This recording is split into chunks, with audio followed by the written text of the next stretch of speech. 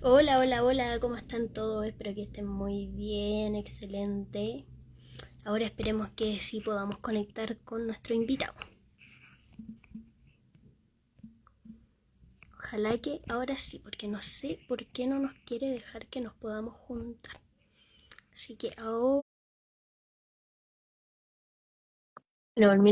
ahora sí, perfecto. No sé qué había pasado, pero ahora pudimos conectarnos. Hola, ¿qué tal? ¿Cómo estás? Bien, bien. ¿Y tú, Jerónimo? Muy bien, muy bien, muchas gracias. Sí, no sé qué había pasado, pero apenas ahora pude. Sí, no, es que a veces se pone medio molestoso el Instagram. Es verdad, pero bueno, ya estamos aquí. Eso es lo importante, que ahora ya pudimos conectarnos y que vamos a poder tener esta hermosa entrevista. Excelente. Bueno, primero que todo, darte la bienvenida al canal. Muchas gracias por aceptar estar en este nuevo capítulo de Dialogando con Alex, donde vamos a hablar de diversas cosas y el camino que has tenido tú y trayectoria, sobre todo como docente. En el principio siempre pido si es que me puedes decir de dónde nos estás acompañando hoy en día, país, a qué te dedicas y tu nombre. Bueno, hola, saludo a todos los que estén conectados. Mi nombre es Jerónimo Rivera, soy profesor, investigador, director de la carrera de Comunicación Audiovisual de la Universidad de La Sabana en Chía, que es un municipio que queda cerca de Bogotá, Colombia. Genial. ¿Y toda la vida de allá de Bogotá, Colombia?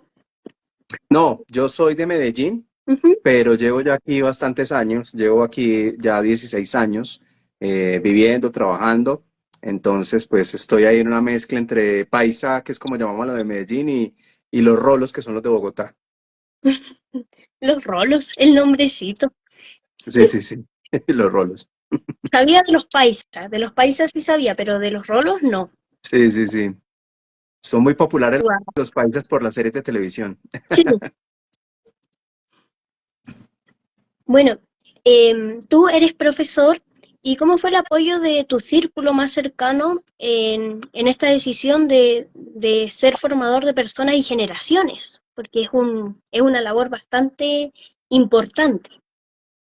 Pues fue muy buena siempre porque yo vengo también como de familia de profesores, mi mamá, mi abuela, hasta mi bisabuela fueron profesoras, pero pues profesoras de educación básica, educación primaria, mi mamá inclusive fue profesora de educación especial, que se llamaba en esa época, que era la educación para niños con dificultades cognitivas. Entonces, pues para mí no fue realmente un problema empezar esta labor como docente, a pesar de que de todas maneras yo digamos que estaba también muy encaminado por el tema audiovisual y pues siempre he sido profesor universitario y profesor pues específicamente de temas audiovisuales, pero al final haciendo un balance de todas las cosas que yo hago, pues lo más importante que yo hago es ser profesor, porque inclusive la labor que realizo en medios, la labor que hago de crítica, la investigación, todo gira alrededor de ser profesor, pues que digamos, yo siempre digo que lo que hago es dar clases con un aula más grande, que es el aula de las redes sociales y el aula de los libros y de los artículos que he escrito. Claro. ¿Y qué fue lo que a ti te motivó de todas de todas las aristas que tiene el arte, te motivó a estudiar más el área de lo que es la narrativa del audiovisual, el cine y la dramaturgia? Bueno, de todas las áreas, a mí esto me llamó más la atención porque pues siempre me ha gustado el cine, siempre me ha gustado el cine, siempre he sido muy cinéfilo y del cine más que los efectos visuales o que la fotografía que me parece preciosa o que el arte que me parece espectacular, siempre me interesaron más las historias y las personas, los personajes. Entonces, desde que yo empecé como profesor, pero también como investigador y como crítico, escritor, en fin, todos los roles que yo desempeño, pues me interesaba mucho más conectar con las personas y con los personajes, es decir, con los actores, actrices y con los personajes que interpretan y con esas historias que están interpretando, porque yo siento que el público cuando se enfrenta a una buena película, el público raso rara vez está pensando en la fotografía o en el arte y muchas veces lo que está es conectado con una emoción, con un sentimiento, con una historia que están contando por medio de la película en el guión y pues que por supuesto está siendo interpretada por unos actores. Entonces, desde siempre, pues mis áreas han ido dirigidas o por un lado a la dirección de actores o por otro lado al guión. Ujú. Y en dirección de actores, ¿cómo sientes que es? ¿Es muy complejo el labor o no es tan complejo? Sí, sí, es muy complejo y sobre todo es poco estudiado, es poco explorado. Siento que hay como un vacío en ese tema. De hecho, yo he sido profesor de dirección de actores varias veces, varios semestres y varios años acá en Colombia y he dado cursos también en otros países. Y lo que me he dado cuenta es que muchas veces en la dirección a los estudiantes se les enseña a dirigir las cámaras, se les enseña a dirigir las luces, se les enseña a dirigir los distintos departamentos, pero poco se les enseña a dirigir a los actores. Y esta es una queja permanente que tienen los actores. Tengo muchos amigos, buenos amigos, actores y actrices, que pues efectivamente se quejan y con toda la razón de que los directores los descuidan, de que no les dicen exactamente qué es lo que esperan de ellos, en dónde entran dentro de la lógica de la historia. Y esa es la razón por la que uno a veces ve muy buenos actores o muy buenas actrices con papeles muy flojos. Por supuesto, no es que todo sea culpa del director, pero muchas veces sí pasa que el director no tiene claridad sobre qué es lo que quiere plantear. Entonces a mí me gusta mucho decir que la dirección de actores es como dirigir una orquesta. Tú puedes tener los mejores músicos, los mejores instrumentos, las mejores instalaciones, pero si tú no diriges bien esa orquesta va a sonar terrible, así sean muy buenos cada uno de ellos por separado. Entonces ahí es donde reside realmente la fuerza y la importancia de la dirección de actores, porque un buen director es capaz de encontrar lo mejor de cada uno de los actores que tiene y ser capaz de nivelarlos a todos, a pesar de que vengan con diferentes formaciones, a pesar de que tengan diferentes experiencias, diferentes generaciones, pues un buen director es capaz de acompañarlo todo para que haya una puesta en escena bastante pareja. Claro. ¿Me puedes contar un poco de qué trataba el Cine Club El Perro Andaluz y si aún sigue vigente ese proyecto o ese espacio? Bueno, esto fue una iniciativa, pues esto ya no está vigente, esto fue hace muchos años. Yo trabajaba en la Universidad de Medellín y allí en la Universidad de Medellín conformamos este cineclub. Yo ya era profesor, yo empecé siendo profesor muy, muy joven, empecé siendo profesor a los 21 años y desde que empecé como profesor, pues muy cinéfilo y me encantaba el cine y era muy apasionado a mis clases, todavía lo soy con respecto a temas de cine. Y pues creamos este espacio del cineclub con un grupo de estudiantes y este cineclub se fue creciendo durante mucho tiempo y fue como una escuela muy bonita de cineastas y de cinéfilos. Y a pesar de que duró 7 años, porque pues después de que yo me fui, bueno, duró como 8 o 9 años porque yo me fui 7 años después de haberlo creado y lo retomaron otras personas, pero finalmente el cineclub pues murió y luego se transformó en otro cineclub que todavía existe en esta universidad. Lo más bonito de esto es que muchas de las personas que pasaron por ese cineclub hoy en día son gestores culturales, hoy en día son directores de festivales, hoy en día escriben sobre cine. Entonces, pues lo más satisfactorio para mí es que más allá del espacio del cineclub, que fue un espacio muy bonito y que disfruté mucho, fue como una escuela de mucha gente que pasó por ahí, que vio películas, inclusive los que no están en el comité del cineclub. Yo me quedo muy tranquilo con que haya gente que haya ido 3, 4, 5 veces al cineclub y le haya quedado algo, que un poco es lo bonito de este tipo de espacios, que la gente pues aprende para su vida, más allá del tema académico, y se convierten como unos espacios muy entrañables. Claro. Y hablando un poco del tema, también tomándonos de que muchos han sido como jueces o han podido ser jurados, tú también estuviste en los Globos de Oro. Espera, Logros voy a buscar de bien oro. la palabra. Sí, los Globos de Oro, que de hecho por ahí te encontré. ¿Cómo fue tu experiencia ahí? Pues se está haciendo, digamos que esto es algo que no ha terminado. Nosotros el año pasado fuimos convocados, bueno, fuimos no, o sea, a ver, que pongo un poquito de contexto. Ujú. Los premios Globos de Oro, pues para todos los cinéfilos seguramente lo saben, son unos premios muy importantes de Hollywood, que se entregan cada año desde hace más de 80 años.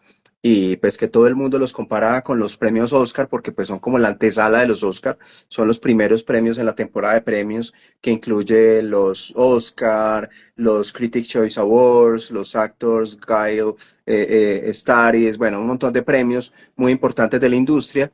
Y los Globos de Oro son los primeros. Entonces, como que lo que dicen los periodistas es que estos premios miden el pulso de la industria, aunque son realmente premios muy distintos a los Oscar y a los otros porque los entrega otro grupo de personas diferentes. Entonces esto es algo que la gente de pronto no sabe, y es que así como los Oscars los entrega la Academia de Hollywood, los Critics' Choice Awards, como el nombre lo dice, los entregan los críticos, los Screen Actors los entregan los actores. Los Golden Globes son unos premios creados por los periodistas de la cultura y el entretenimiento en los Estados Unidos, y así duraron durante más de 80 años, una asociación que se llama la Asociación de Prensa Extranjera de Hollywood. Esa asociación funcionó hasta el año pasado, y todo el tiempo, pues la asociación manejó los premios desde Hollywood y con la gente que vivía y trabajaba en Hollywood en los grandes medios que cubrían el tema del cine y el entretenimiento. Y el año pasado, pues hace 2 años hicieron un cambio importante, y fue tratar de convocar a personas de todo el mundo, ya no personas que estuvieran en Los Ángeles, sino personas que estuvieran en cualquier país. Y literalmente se pusieron en la tarea de buscar personas en muchos países, no solamente en Estados Unidos, sino en África, en Asia, en Europa, Europa del Este, en Sudamérica, Centroamérica, en fin, en todo el mundo, para conformar, pues esto era una utopía que a mí me parece bastante bonita y por eso quise estar, que era la utopía de tener un jurado de todo el mundo donde hubiese la mayor inclusión posible. Entonces, pues buscaban en ese jurado que hubiese un porcentaje equitativo de hombres y mujeres, que tuviese personas de la comunidad LGTBIQ+, que tuvieran personas de todas las etnias, que tuvieran personas de muchas edades distintas. Entonces, tratar de hacer como un grupo bastante heterogéneo de personas. El año pasado me presenté, gracias a la invitación que me hicieron los del Círculo Bogotano de Críticos, me admitieron, pues digamos, me eligieron dentro del grupo de votantes, y este año hicieron una nueva convocatoria, ya no la Asociación de Prensa Extranjera de Hollywood, sino una nueva asociación que se llama, bueno, una nueva empresa que se llama Dick Clark Productions, que es la empresa que se encarga ahora de los premios, y pues que ellos, entre otras cosas, hacen muchos premios como los Billboard, como los American Music Awards, bueno, varios premios. Entonces ellos ahorita se encargan de los Golden Globes, hicieron una convocatoria ya mucho más amplia para que cualquier persona del mundo que fuera un crítico, un académico, alguien dedicado al cine, pudiera presentarse. Me volví a presentar, fue un proceso muy complicado, pero pues afortunadamente me eligieron nuevamente y ahí estoy. Somos aproximadamente 300 personas de todo el mundo, la mayoría de ellos residenciados en Estados Unidos y en la zona de Los Ángeles, y pues estamos ahí representando a muchos países y muchas características distintas, y pues con la gran responsabilidad y con el honor de poder ver muchas películas este año, para que en enero de 2025 pues estemos entregando la nueva versión, que será la versión 82 de los Golden Globes Awards. Sea una experiencia totalmente hermosa e inigualable, ¿no? Se trata de una experiencia realmente única y un gran honor, pues hacer parte de un grupo tan selecto, pues que esto incluye no solamente ver las películas, sino también asistir a funciones exclusivas de prensa, poder entrevistar a los actores, a los directores, a los productores, a los compositores, escuchar las bandas sonoras de las películas. Hay personas que evalúan televisión y cine, o algunos solo televisión o solo cine. Yo decidí solo evaluar películas, pero entonces sí es algo que para mí como cinéfilo es muy importante, porque pues tengo posibilidad de conocer un poco más el entramado de unos premios tan importantes desde Hollywood, que es algo pues que para los latinoamericanos no es tan cercano. Y pues también como profesor, yo lo tomo más como profesor, pues es una experiencia invaluable que le puedo llevar a mis estudiantes para que ellos conozcan un poquito cómo se maneja la industria. Claro, y para, por ejemplo, tú escoger, que ya lo habías nombrado anteriormente, pero si puede ser un poco más, podemos adentrarnos un poco más en el tema de cómo tú escoges quizás o en qué te fijas más para decir, ir diciendo ya, quizás esta la puedo evaluar un poquito mejor que esta otra, quizás. Bueno, como es un volumen de trabajo tan grande, porque Ujú. realmente o sea, el año pasado fueron más de 200 películas, entonces pues un volumen de trabajo muy, muy, muy grande, y no es mi trabajo real, porque yo trabajo como profesor y como directivo en una universidad. Entonces pues esto hay que hacerlo de una manera muy estratégica.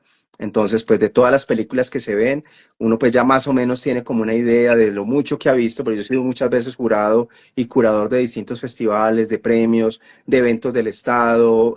Bueno, muchas veces, tengo muchos años haciendo esto, entonces uno como que va adquiriendo un ojo crítico para poder entender fácilmente qué es lo que espera de una buena película, ¿cierto? Digamos, desde los aspectos más técnicos como la fotografía, el sonido, la música y demás, hasta aspectos dramatúrgicos como las actuaciones, actuaciones, la calidad del guión, el tratamiento de un tema desde un punto de vista determinado, la relevancia que pueda llegar a tener la película en un contexto histórico, pero esto, como te digo, esto es prácticamente automático, ya uno tiene como el ojo crítico para simplemente ver la película y poder evaluar esta es muy buena película, o esta puede que no sea tan buena, pero tiene una fotografía impresionante, porque también ahí lo importante es que nosotros hacemos evaluación, digamos, hay dos evaluaciones, la primera se hace ahorita en diciembre, que son los nominados, entonces ahí vamos a elegir los nominados, que es lo más difícil porque pues son muchísimos postulados en cada categoría y de cada categoría tenemos que elegir 4 o 5 nominados. Esa lista de nominados se saca en el mes de diciembre, se hace pública pues a todo el mundo y luego ya en enero sobre los nominados pues elegir cuál es el ganador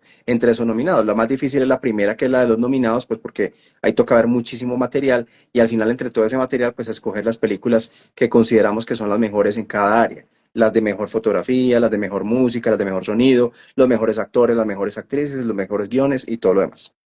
Claro, es un trabajo bastante arduo el que hacen. Así es, pero es muy satisfactorio. A mí, pues al que le gusta le sabe, decimos en Colombia, y es que definitivamente es algo que pues a mí como me gusta tanto, pues lo disfruto. Claro. Y acá por lo menos tocando un tema igual importante, que es el tema que como la vida evoluciona, hoy en día está mucho la inteligencia artificial.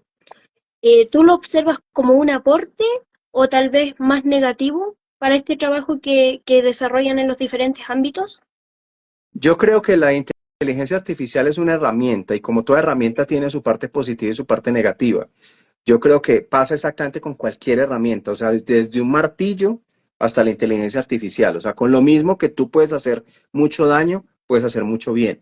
Y yo creo que la inteligencia artificial es una muy buena herramienta para poder avanzar en ciertos procesos, para hacer tareas rutinarias, aburridas, para automatizar ciertas cosas que a veces son tiempo perdido en una producción audiovisual, por ejemplo, pero pues lo que no está muy bien es que la inteligencia artificial termine reemplazando la labor de las personas o termine quitándole trabajo a las personas. Entonces yo creo que lo que hace falta con la inteligencia artificial es una buena regulación, definir los límites, que la misma industria defina los límites hasta dónde está dispuesto a aceptarlo.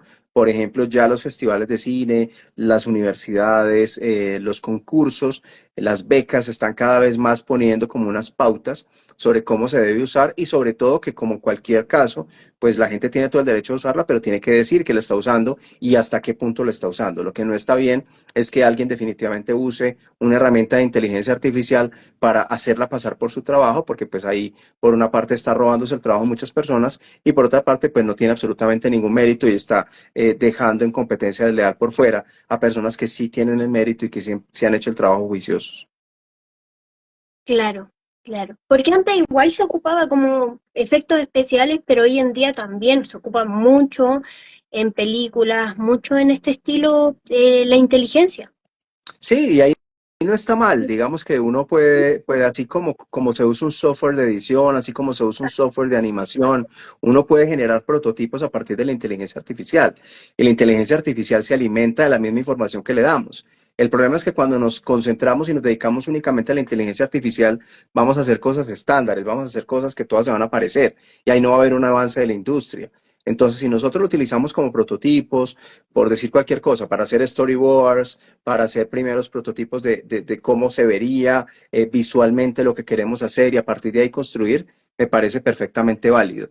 Pero si, por ejemplo, que es algo que está pasando hoy, que sí me parece grave, cuando las empresas deciden más bien dedicar a una inteligencia artificial un producto audiovisual y en vez de contratar a una persona que lo haga, pues realmente ahí es cuando las cosas no funcionan porque la inteligencia artificial va a tender a estandarizarlo todo y hacer un producto que va a ser parte como de una suerte de fórmula y pues por una parte estamos quitándole trabajo a personas que podrían hacerlo mucho mejor y por otra parte pues definitivamente la industria no avanza, la industria se va a estancar. Claro. Cuéntanos también sobre la revista Clave, en qué consiste, de dónde también surge la necesidad y si todavía está como, todavía existe o ya no existe. Sí, como te digo, yo tengo un trabajo que es como en dos direcciones. ¿Va? Por una parte, pues todo esto que hago de la crítica, de ser jurado, de ser evaluador, de dar conferencias, esto pues es parte como de mi trabajo de toda la vida, que es casi como mi afición que he vuelto mi trabajo. Y por otra parte, pues está el trabajo que me da de comer y que además me gusta mucho también, que es ser profesor y ser directivo universitario. Y en ese caso, pues yo fui director de la revista Palabra Clave, editor en jefe. Estuve allí en dos oportunidades. Primero fui el editor durante unos 6 años y hasta hace 2 años volví a ser editor, pero por un tiempo menor, como de 2 años. Es una revista muy, muy importante, es una revista académica, pues que obviamente se encarga de difundir artículos de investigación de alto nivel. Está considerada en este momento una de las revistas más importantes de América Latina en el ámbito de la comunicación y sobre todo de la comunicación científica. Y pues fue como un gran honor estar ahí también como editor, pero pues tuve que dejar la edición o la labor de editor en jefe para asumir ahorita el cargo que tengo actualmente, que es como director de la carrera de Comunicación Audiovisual y Multimedios de la Universidad de La Sabana, que es un trabajo pues que quita muchísimo tiempo, que pues tengo una gran responsabilidad porque tenemos 800 estudiantes haciendo la carrera y pues ya te imaginarás todo lo que implica ese trabajo, la cantidad de personas, la cantidad de asuntos que hay que manejar y también pues todo el tema del direccionamiento estratégico de la carrera, que es como la parte que más me gusta, pues porque es pensar en cómo hacer para que la carrera sea mejor, para que esté conectado con la industria, que como te decía ahorita, para mí es muy importante también como director de la carrera, pues que los estudiantes puedan saber y sentir que tienen un director que conoce la industria, que está conectado, que sabe para dónde va, porque pues de esa manera la carrera no se va a quedar rezagada en el pasado, sino que va a estar siempre consultando las nuevas tendencias. Claro. Y sobre eso, como ir a nuevas tendencias, nuevas generaciones, ¿cómo crees que el cine puede influir en la sociedad? Pues el cine influye en la sociedad sobre todo porque genera imaginarios. Cuando la gente va al cine o cuando la gente ve televisión, porque ahorita el tema del cine ya no es solamente de ir a una sala, ahorita el tema del cine puede ser prender tu televisor, puede ser ver en tu celular, puede ser ver en tu tablet, porque ya las fronteras que había siempre entre cine y televisión se han roto totalmente. Entonces ahorita uno puede ver películas en un celular, aunque yo a mí me queda muy difícil, pero hay gente que ve películas en TikTok. Entonces, pues bueno, ya las fronteras se rompieron totalmente. Entonces, lo que tiene el cine es que te muestra historias, te muestra personajes, te muestra situaciones, conflictos que pueden ser ficticios o reales y que pueden conectar a la gente con ciertas emociones, con ciertas posiciones, con ciertos imaginarios de las cosas. Y yo creo que son muy importantes porque de alguna manera van haciendo mella y van generando una serie de valores, una serie de pensamientos, una serie de creencias en el público que muchas veces no identifica la realidad y la ficción. Entonces puede ser que una película plantee de una manera pues muy, muy a propósito una propaganda en contra o a favor de cierta idea y que la gente tranquilamente vaya siguiendo esa idea, como puede haber en otros casos, pues películas que ponen sobre la balanza ciertos temas y los ponen los denuncian o los evidencian o nos hacen tomar conciencia de esos temas. Entonces, yo creo que es muy importante porque pues es como un elemento fundamental en la discusión pública, no solo ahora, sino de toda la vida. Siempre el cine ha permitido como eso, como darle la posibilidad a la gente de reflexionar, de pensar, por supuesto también de entretenerse. Y yo creo que ahí digamos que el cine evidenció su papel tan importante durante la reciente pandemia, en donde pues muchas personas prácticamente se salvaron de la locura, podríamos decir, o de la tristeza profunda, pues porque había la posibilidad de tener plataformas en donde podíamos ver películas y acercarnos a un mundo que no era el mundo distópico que estábamos viviendo en ese momento. Pero inclusive en ese sentido el cine es importante porque el cine, por ejemplo, de ciencia ficción anticipa esas posibilidades. Ya el cine de ciencia ficción había dicho muchas veces que podía venir una pandemia en algún momento, que era lo que podía pasar, cuáles son los peligros que tenía, y así va anticipando cosas. Entonces ahorita, por ejemplo, que estamos en un escenario tan crispado de tantas guerras a nivel mundial, pues el cine ya muchas veces nos ha dicho y nos ha advertido de los peligros de las guerras, de una guerra nuclear, de la Guerra Fría, de las invasiones a otros países, de no respetar los territorios, de los derechos humanos. Entonces, en ese sentido, yo creo que el cine es fundamental, aunque mucha gente no lo crea, mucha gente cree que el cine solamente es ir a comer las palomitas de maíz y a ver cualquier cosa en la pantalla, pero yo creo que más allá del entretenimiento, el cine tiene mucho para contarnos y para hacernos pensar. Y sobre todo hoy en día que igual hay muchas películas de cine que van como con el terror un poco más psicológico, ya no es como el terror de ir directo al punto, sino que es como que va más en la psiquis de cada persona. Sí, pues es una tendencia que toda la vida ha existido, que es la tendencia justo del terror psicológico, de un terror que no busca el susto, sino inclusive la reflexión. a partir del miedo, que son dos cosas distintas, porque el susto es que yo te haga, uy, ya te asustaste, y eso no tiene ninguna gracia porque es fácil de hacer, simplemente es tomarte desprevenida y darte un buen susto. Pero por otra parte, el miedo, la angustia, la impotencia, la inseguridad, esto es más difícil de lograr, ¿cierto? Y es dejar a la gente incómoda, dejar a la gente pensativa, dejar a la gente con miedo, ¿cierto? Que esto pues tiene una función social también importante, más allá del entretenimiento, que por supuesto hay gente fan de ir a que lo asusten en una sala.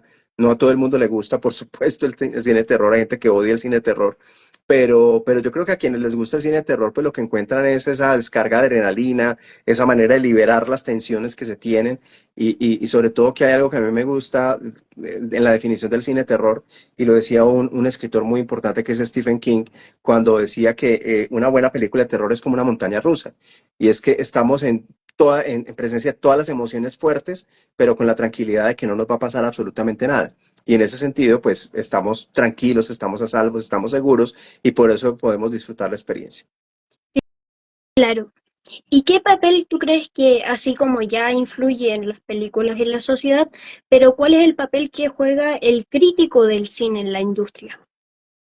Yo creo que el crítico de cine hoy tiene un papel muy distinto al que tenía antes. Anteriormente el crítico de cine era ese personaje privilegiado que tenía acceso a las películas, que solamente él las podía ver y podía decirle a la gente del común, pues qué era lo que había que ver, lo que no había que ver, o inclusive qué era lo que él había visto y nadie más podía ver. Porque pues el crítico era este tipo que iba a los festivales, que podía viajar fuera del país, era algo un poco elitista, aunque tenía una función social importante, pero era un poco elitista porque pues era esta gente que tenía acceso a la información al que el resto de la gente no tenía. Yo creo que hoy en la función del crítico es muy distinta porque ya todo el mundo, o mucha parte de la gente tiene acceso a casi todas las películas de la historia en cualquier momento desde su celular. Entonces, pues ya la labor del crítico no es abrirle los ojos a la gente ni mostrarle lo que la gente no puede ver, sino un poco se confunde con la labor del curador. Y es algo que yo me lo tomo muy en serio, y es entre tanto material, entre tantas películas, entre tantas plataformas, es muy difícil encontrar algo bueno, es muy fácil perderse, porque a la vez si tú tienes, pongamos que tengas una sola plataforma, ¿cuántos materiales tienes ahí? ¿Cuántas películas tienes ahí? Con el agravante de que las plataformas ahora utilizan los algoritmos, entonces te van a recomendar una y otra vez películas que ya viste o películas parecidas a las que ya viste. Y entonces terminamos en un círculo vicioso que yo lo he escuchado muchas veces, que es cuando la gente dice, no hay nada que ver. Y no es que no haya nada que ver, es que él no sabe dónde buscar porque el algoritmo empieza a dar vueltas a mostrarle una y otra vez lo mismo. Entonces a veces nos desencantamos de eso. Yo creo que la labor del crítico hoy es evidenciar otras cosas, mostrar otros títulos, valorar ciertas cosas y ayudar a la gente a invertir bien su tiempo, porque pues el tiempo de todos es limitado y yo lo decía en una columna de opinión que escribí hace poco, que engancharse con una película es como tener una cita a ciegas, ¿cierto? Que puede salir bien o mal, pero pues perdiste 2 horas de tu vida, ¿cierto? Y a veces queda uno con el sinsabor y perdiste un dinero, ¿cierto? Y fue una sensación a veces maluca o a veces uno dice, pues bueno, fue buena, pero no la repetiría, ¿cierto? Que es lo que pasa cuando ves una película, pero cuando te enganchas a una serie y la ves de principio a fin y al final te decepciona, es como un noviazgo, es como terminaste con tu novio o con tu novio y es una decepción muy grande porque empiezas a pensar cuántas horas de mi vida desperdicié ahí en esto tan malo, pues pude haber hecho muchas cosas, pude haber invertido mejor mi tiempo.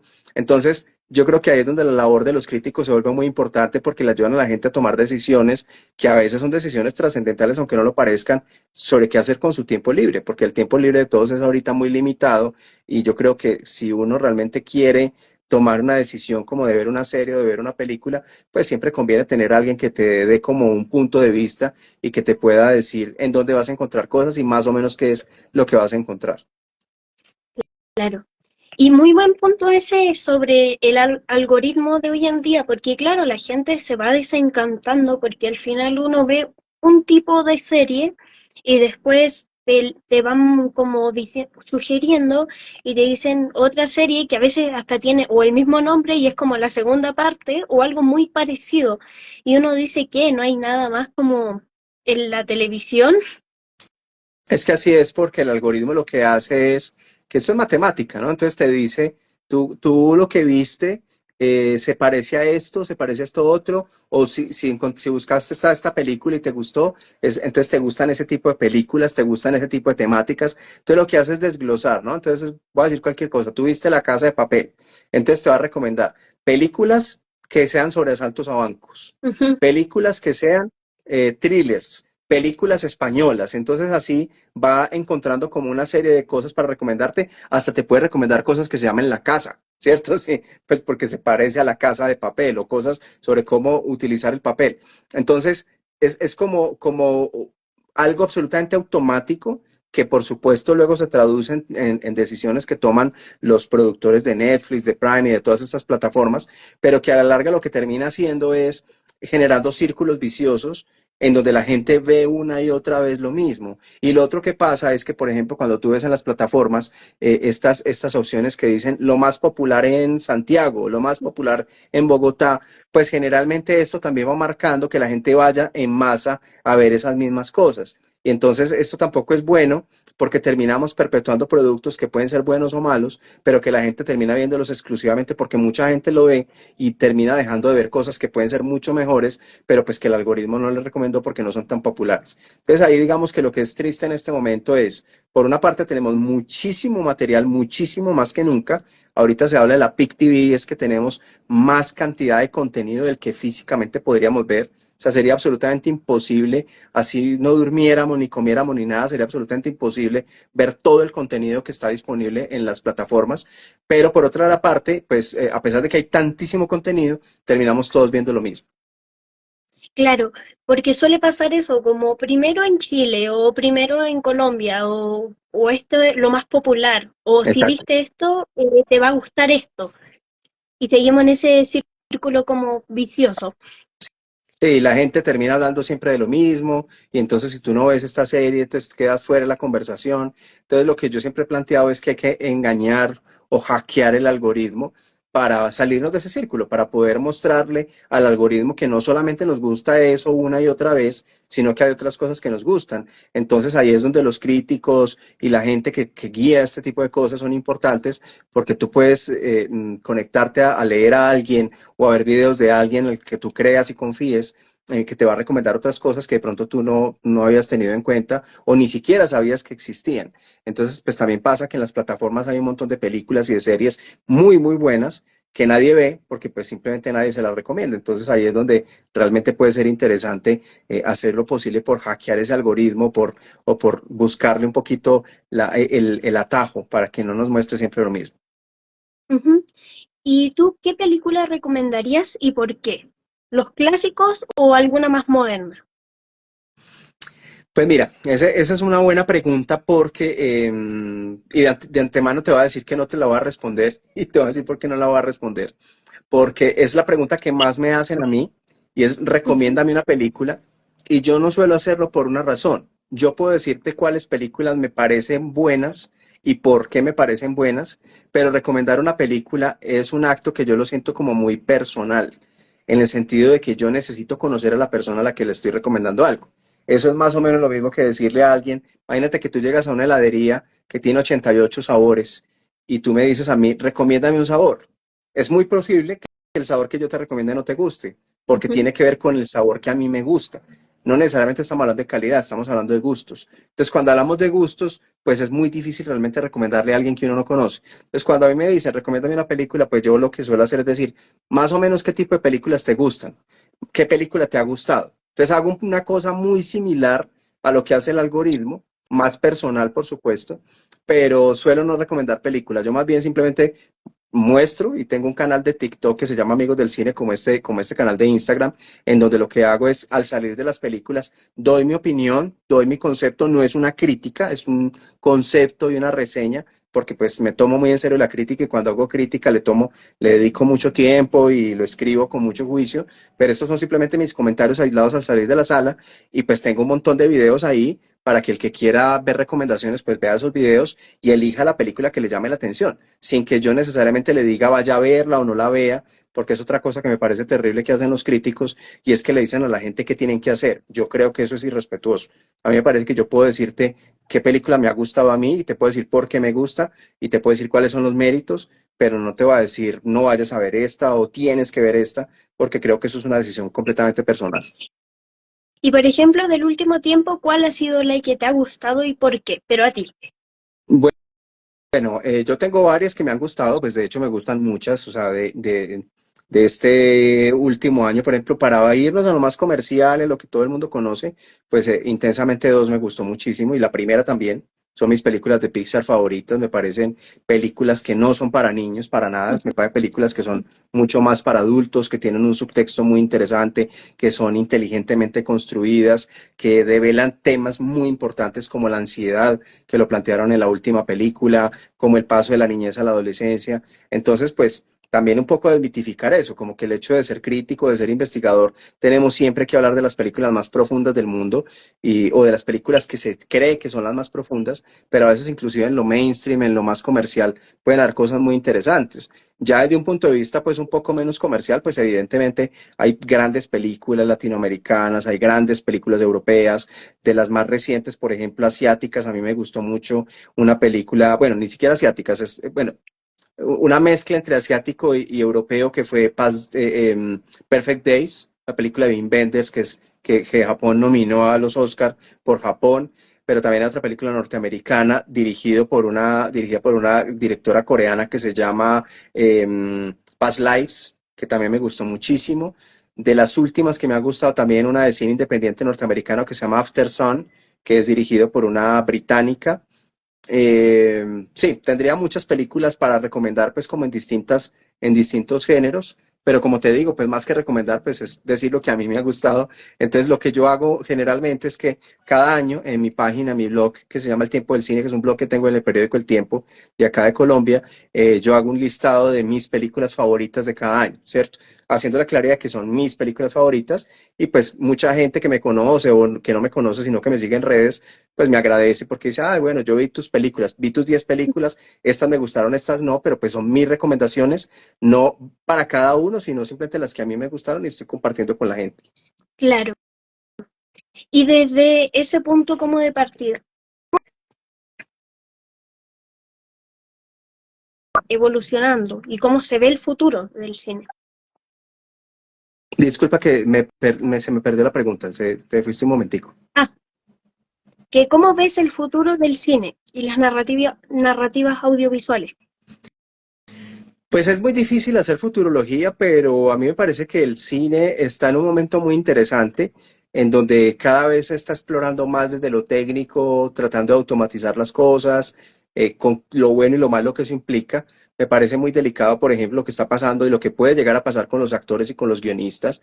Y pues toda la huelga que tuvimos hace poco de escritores y de actores tenía que ver justamente con eso, con el hecho de que se puedan hacer películas con la imagen de los actores o que se puedan escribir automáticamente películas prescindiendo de los escritores.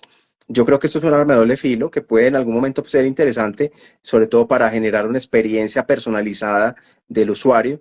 Y creo que en algún momento habrá la posibilidad, con todo lo bueno y lo malo que eso implica, de que tú puedas decir, mira, yo quiero una película de acción que dure 23 minutos, protagonizada por Matt Damon y por Chespirito, o sea, una cosa así absolutamente loca, y que te la puedan dar, ¿cierto? Y que tú la puedas ver y decir esta película que ocurra en Islandia y que todos ellos sean marcianos. O sea, que puedas imaginarte las cosas más absurdas y que una inteligencia artificial te arme la película a partir de eso, y todo porque los herederos de Chespirito dieron los derechos de Chespirito y los herederos de Matt Damon también o Matt Damon mismo dio los derechos. Entonces eso tiene muchas cosas buenas o malas, porque pues se elimina la labor del creador. Puede ser bueno de alguna manera para el público, pero pues establece un montón de dilemas éticos, y no sé qué tan bueno realmente puede llegar a ser. Esa es una tendencia que yo veo que es muy fuerte, pero por otro lado también veo una crisis en Hollywood, en las historias de Hollywood, que puede llegar a ser muy buena para el cine latinoamericano, que tiene muy buenas historias y tiene muchísimo talento por explotar. Entonces, pues yo he sido profesor y soy profesor ahora de cine latinoamericano, y yo confío mucho en que el talento que tenemos acá en Latinoamérica puede realmente lograr cosas grandes grandes, puede hacer películas poderosas, historias muy potentes que no se han contado, porque lo que se está viendo también es que la gran industria está repitiendo muchísimo una y otra vez cada cosa. Entonces, si tú te fijas, las películas que se estrenan hoy de la gran industria son secuelas, precuelas, segundas, terceras, cuartas partes, continuaciones con otro personaje y demás de las franquicias, y eso tiende a agotarse, y ahí es donde yo creo que los latinoamericanos, los asiáticos, los europeos, los africanos, podemos realmente contar historias mucho más potentes y más originales que las que hemos visto una y otra vez en la cartelera. Claro. Y volvemos al tema del logaritmo y que, claro, que van como con la misma fórmula una y otra vez porque dicen esto es lo que funciona, sigamos en eso y te cambian como los personajes muchas veces, pero sigue siendo como el mismo tema. Así es, así es. Sí, porque hay un temor al riesgo, sobre todo en la gran industria. Entonces, pues como ellos invierten tantísimos millones de dólares en cada película, ellos prefieren ir más o menos a la segura, y eso son unas comillas gigantes porque nada es seguro. Entonces, pues para ellos es más fácil invertir muchísimos millones en la franquicia, en una parte, una nueva parte del universo Marvel, por ejemplo, mucho más fácilmente que apostarle a un director independiente con una buena historia, porque saben que va a ser más difícil de mercadear, o apostar por actores desconocidos, cuando la gente preferirá siempre ver una película de Tom Cruise. Entonces, pues claramente eso tiene pues como muchos bemoles y se entiende porque es la gran industria, pero nosotros en Latinoamérica no tenemos esa expresión. Nosotros podemos hacer perfectamente muy buenas historias, con buen contenido, con una buena técnica, que ya la tenemos, y hacer la diferencia. Claro. También tú fuiste a ver una película que ha estado como en boca de todo el mundo, que fue Romper el Círculo. ¿Qué te pareció a ti? Bueno, Romper el Círculo me pareció interesante, pues no creo que sea una de las mejores películas del año, pero es una película interesante sobre todo por el tema que denuncia y la forma como lo hace. Yo creo que hay una postura interesante, inclusive muy, muy, muy de actualidad. Tristemente acaba de pasar todo este drama terrible en Francia del caso Pellicot, donde tenemos a este hombre terrible que prostituyó a su mujer sin su consentimiento, o sea, drogando a su esposa para que muchos hombres la violaran. Y es una cosa terrible, absolutamente terrible, y pues lo que pone en evidencia ese caso real se trata un poco en la película, y es que quienes ejercen ese tipo de violencia contra las mujeres, sexual o física o psicológica, no necesariamente son monstruos, pueden ser personas comunes y corrientes, y eso es lo que plantea la película, ¿no? Esas heridas que tenemos todos de la niñez, los traumas y las cosas, ¿de qué manera las resolvemos, no? O sea, cómo alguien puede pasar a ser de víctima a victimario, que eso es muy común, Sí. o puede cambiar y romper el círculo, que es justamente el título de la película, y decir, pues si yo fui víctima en algún momento, pues no tengo por qué convertirme en victimario, por el contrario voy a romper ese círculo y voy a tratar de que las cosas cambien, porque no estamos obligados, y volvemos al mismo, a los círculos, ¿no? Mira que estamos hablando una y otra vez de círculos en esta charla, es romper ese círculo, ¿cierto? Tratar de que la historia no se repita, porque hay historias que no deben repetirse, y hay temas terribles y traumas terribles que en un momento dado hay que decirle no más, basta, y pasemos a otra cosa que pueda llegar a ser más constructivo, y sobre todo pues en un tema tan difícil como las familias y las relaciones de pareja, en donde tristemente muchas familias pues se han acostumbrado al maltrato, a justificar inclusive el maltrato, a las mismas víctimas a decir, no, pues es que si me pegó me lo merezco, en fin, cosas que son realmente muy terribles y que no deberían pasar. ¿O fue, o fue por ejemplo, algo así como de casualidad, cosas así que no deben pasar como tú mismo decías?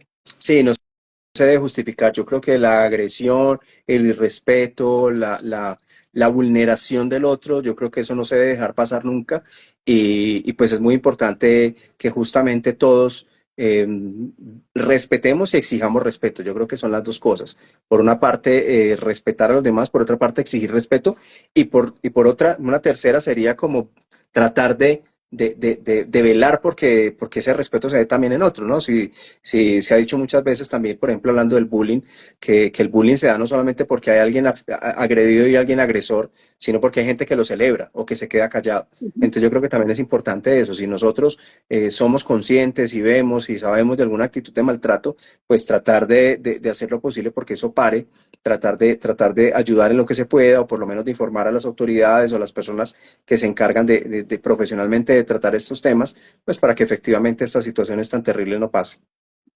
Claro. Y cuéntame un poco sobre tus libros, porque tú has escrito igual hartos libros. ¿De dónde nace esta necesidad de crear ciertos temas o de hablar ciertos temas?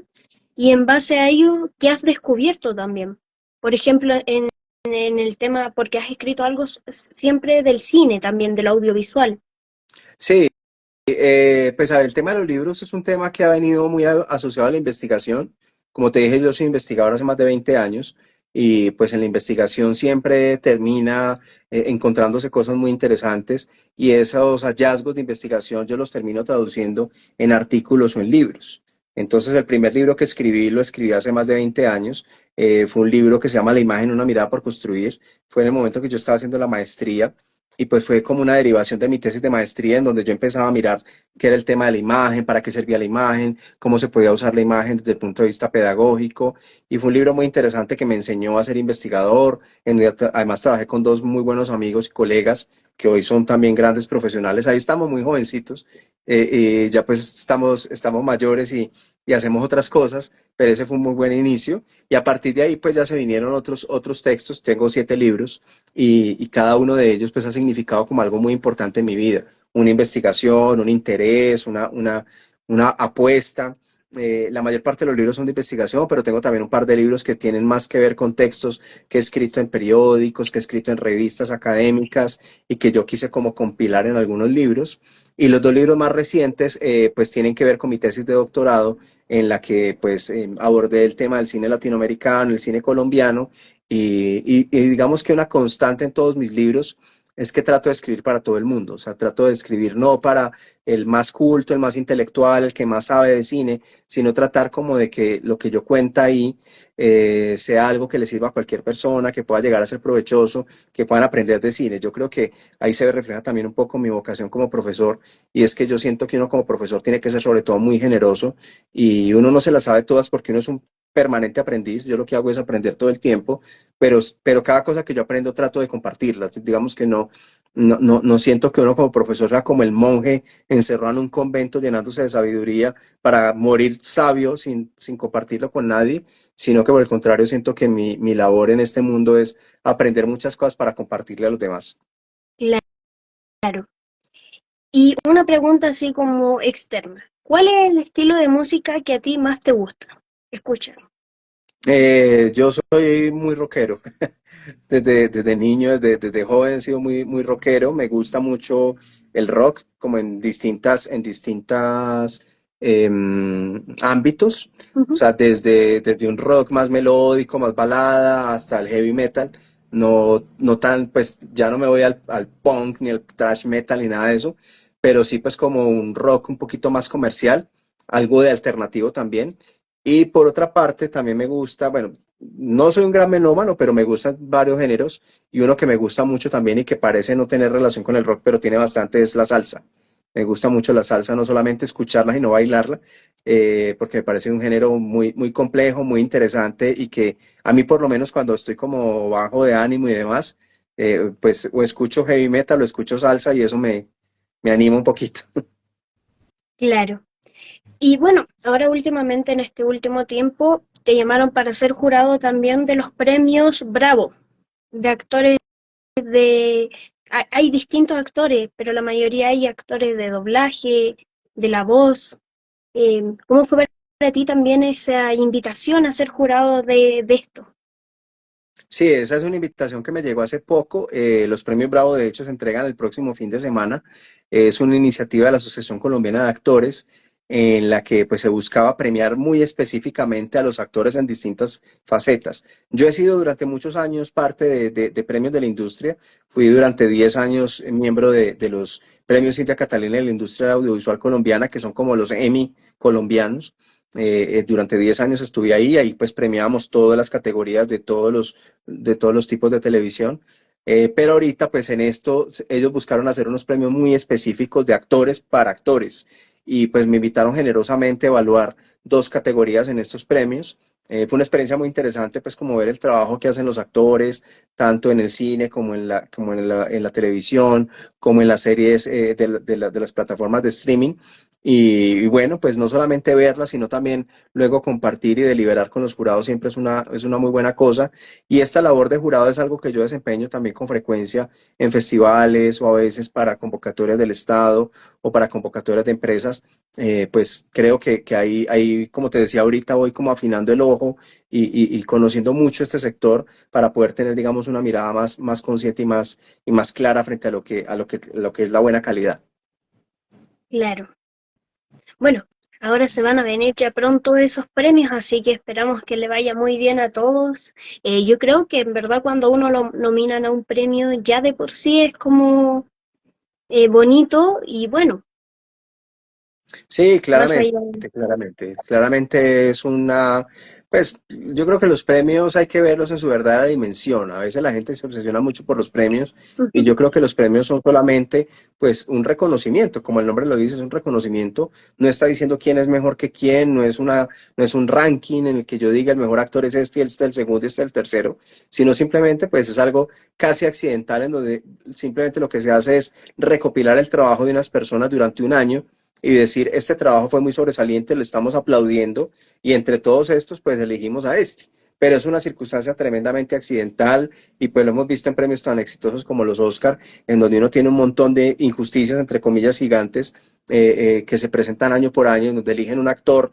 que no es ni mucho menos el mejor actor, pero que a un grupo de personas le pareció que ese era el mejor actor ese año y que ese era el mejor director y que esa era la mejor canción y así en cada una de las categorías. Entonces yo creo que pues más que pensar y obsesionarse con que tengo que ganar un premio, yo creo que lo más importante es entender y aceptar con humildad cuando alguien, cuando alguien te nomina a un premio o cuando te tienen en cuenta para algo, pues porque es un reconocimiento a tu trabajo y ya el tema de ganarlo o no ganarlo, pues casi siempre es un tema casi accidental. Exacto.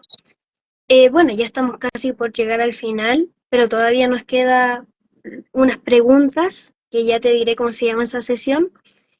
Pero también te quería preguntar si es que le puedes decir algo a las personas que vean este video y que quizás quieran dedicarse ya sea a la docencia, ya sea a la actuación o ya sea también a ser crítico, porque el ser crítico creo que nunca se ha visto como, el crítico de cine nunca se ha visto como quizás una carrera como tal, sino que se ve como desprendido desde otras ramas. Sí, de hecho, cada vez más la gente quiere comentar las películas y eso es perfectamente válido. Lo que pasa es que pues también uno tiene que ser muy consciente que para poder comentar las películas hay que tener una cultura suficientemente amplia, hay que leer, hay que investigar, para que no sea simplemente decir de qué se trata la película y ya, ¿cierto? Ujú. Entonces yo creo que eso pasa muy frecuentemente ahora.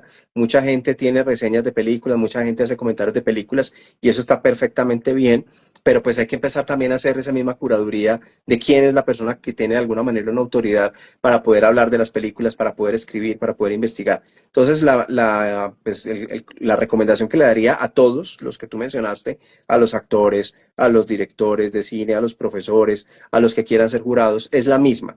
Y es estudien, investiguen, prepárense, vean muchas películas, lean muchos libros, conozcan mucho de la vida. Digamos que yo siento que lo más importante es eso, o sea, más allá de buscar a ver quién es el que me va a llevar o sentarme en mi casa a esperar que alguien me llame para actuar en una película o que alguien me llame para dirigir un proyecto, pero lo que hay que hacer es moverse, es buscar las oportunidades, es estudiar, es aprender, es intentarlo, es fracasar, que es un punto muy importante, y es que nos enseñan desde la escuela que el fracaso está mal, y el fracaso no está mal, el fracaso es una gran oportunidad, porque cuando uno solo triunfa, no aprende, ¿cierto? Pues si Ujú. todo sale perfecto, ¿qué aprendiste? No aprendiste nada. Pero cuando efectivamente nos enfrentamos al fracaso, que es horriblemente duro, pues el fracaso lo que hace es que nos da unas lecciones tremendas y a partir de ese fracaso es que realmente podemos ser mejores y podemos aprender. Entonces lo que yo invitaría a todos es a que abracen con tranquilidad el fracaso, que disfruten los triunfos, pero que tampoco se los crean más de la cuenta. Yo tengo una historia muy linda que me contó mi mamá cuando yo era muy niño y es que para resumirlo, porque no hay tiempo de contar toda la historia, pero para resumirlo hay una frase que es súper importante y es, esto también pasará. Y yo creo que esto es muy importante siempre pensarlo. Cuando estemos en nuestro mejor momento y cuando estemos en nuestro peor momento, esto también pasará. Es decir, si estamos muy bien, ser conscientes de que este estar muy bien puede cambiar de la noche a la mañana y por eso no empezar a ser petulante, orgulloso ni soberbio. Y si estamos muy mal, también ser conscientes de que esto pasará para que vengan momentos mejores. Claro. Bueno, esta sesión se llama La palabra justa. Upa. Cine. Pero cuéntame, entonces, ¿tengo que decir una palabra de Sí, lo que tú me digas? Ah, ok, sí. perfecto. Lo que a ti te haga vibrar, lo que te haga sentir cada palabra que voy a decir. Listo, perfecto. Cine. Pasión. Pasión. Disfrute. Docencia. Servicio. Narrativa. Historias. Y dialogando con Alex. Compartir. Excelente. Bueno, muchas gracias a ti por tu tiempo, por estar aquí. Fue una conversación muy provechosa y también muy interesante. Así que muchas gracias a ti. Espero que estés muy bien. Cualquier cosa, yo sé que estamos en distintos países, pero cualquier cosa que tú quieras compartir, yo feliz de poderte ayudar a difundir. Muchas gracias, Alex, y a todos los que se conectaron, a los que vayan a ver este video después. Les comparto también mi canal Amigos del Cine, tanto en Instagram como en TikTok, mi blog que es jeronimorivera.com. Si quieren leer cosas sobre cine, sobre teatro, sobre televisión, pues estaré también súper dispuesto a escucharlos, a compartir con ustedes. Mi Twitter es @JeroRiveraCine.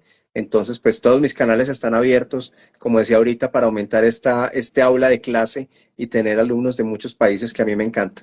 Muchísimas gracias por la invitación. Muchísimas gracias a todos. Que estén bien. Chao. Chao.